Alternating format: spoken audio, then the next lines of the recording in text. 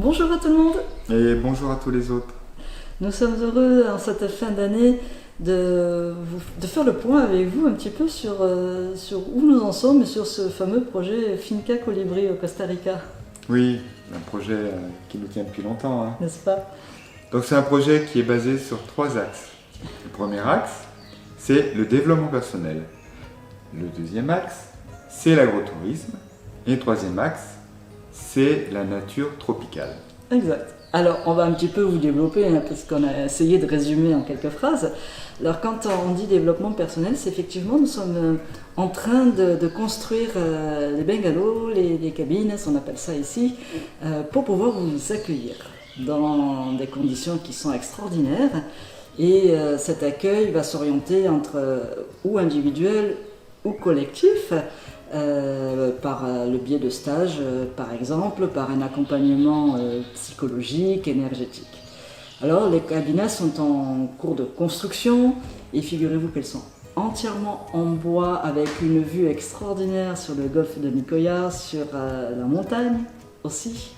Cette construction, elle est faite avec des bois locaux. Ouais. Ça a été du bois qu'on a fait couper, Ici. qu'on a fait sortir par des bœufs et qu'on a fait couper par une scierie locale. Mobile. Ça a été une aventure extraordinaire. Bon, c'est juste pour vous dire, voilà, ce qu'on fait, c'est vraiment dans l'esprit local. Tout à fait. Alors, ces stages ou cet accueil individuel va se construire autour de ces cabinas. Il va y en avoir 3. Il va y avoir aussi la place du village. C'est un lieu de convivialité avec une cuisine commune, des tables, des chaises, hamacs pour faire le monde, papoter, se retrouver, échanger. Et aussi pour pouvoir organiser tout ce qui est activité spirituelle, un grand rancho qui sera à l'écart, qui va permettre de faire des ateliers de danse, des ateliers yoga, des cérémonies et ainsi de suite. Un rancho, si vous voulez, en langage du coin, c'est un lieu couvert. C'est ça. Hein, tout simplement. Donc il va être situé dans un coin Un peu dans la forêt. Un peu au bord de forêt tropicale. Donc qui va permettre faire toutes les activités. d'être tranquille. Exact. Pour toutes les activités qui pourront être faites. Alors ça c'est vraiment donc c'est le volet accueil, infrastructure, tout est pensé pour pouvoir faire en sorte que vous vous sentiez bien, à l'aise, confortable et que vous puissiez trouver la paix en vous de différentes manières. Alors j'insiste et je complète ce que tu dis. Simplement, cette finca-là, déjà, le lieu d'accueil, il est à 1 km de l'entrée. Ouais. Et cette entrée, elle est à 3 km de la route principale. Donc vous voyez, vous êtes déjà bien isolé. Et si vous le souhaitez, vous avez des sentiers qui parcourent et la forêt et les collines, C'est ça. sur lesquels il y aura des points de méditation. Exact. Nous allons construire des sentiers de méditation avec des lieux de pause en fait pour pouvoir observer le panorama. Et méditer. Oui, aussi. Donc ça c'est vraiment le volet accompagnement et Développement personnel. Nous avons le volet aussi, Monsieur Phil, agrotourisme, il me semble. Agrotourisme. Eh bien, oui, nous allons développer de l'agriculture bio, forcément. Hein. Oui, soyons cohérents. Avec des plantes de la région. Et ces plantes de la région, elles seront dans le potager, ce sera des arbres aussi. Il va y avoir 2 zones. Il va y avoir une zone de plantation de différentes essences d'arbres à vocation alimentaire, la plupart. Et par exemple, cacao, orange, avocat. Je vais dire, c'est l'avocat. Avocat. Et nous allons aussi avoir la zone potager avec une forêt comestible. Ça, c'est en cours. On commence les plants actuellement, tout simplement parce qu'on commence la saison sèche, on ne peut pas tout à fait planter maintenant, et donc on est en train d'organiser tout l'ensemble. Donc ça, c'est le projet agrotourisme. Oui, et le troisième volet, c'est la rencontre avec la nature, la forêt tropicale. Ici, on est dans une zone de forêt tropicale sèche, pardon, oui. Le climat est sec. Et en fait, c'est quoi? C'est 6 mois de pluie et 6 mois de sec. Oui. En résumé. C'est pas tout le Costa Rica, c'est vraiment cette zone-là. Ce qui signifie que là, nous démarrons l'été. Alors, les arbres perdent leurs feuilles, c'est l'inverse de la France. La terre va petit à petit s'assécher, ça va faire un peu comme le sud de la France, un petit peu sec. C'est une expérience, et l'autre expérience, c'est ce qu'on appelle l'hiver. Il pleut quasiment tous les jours.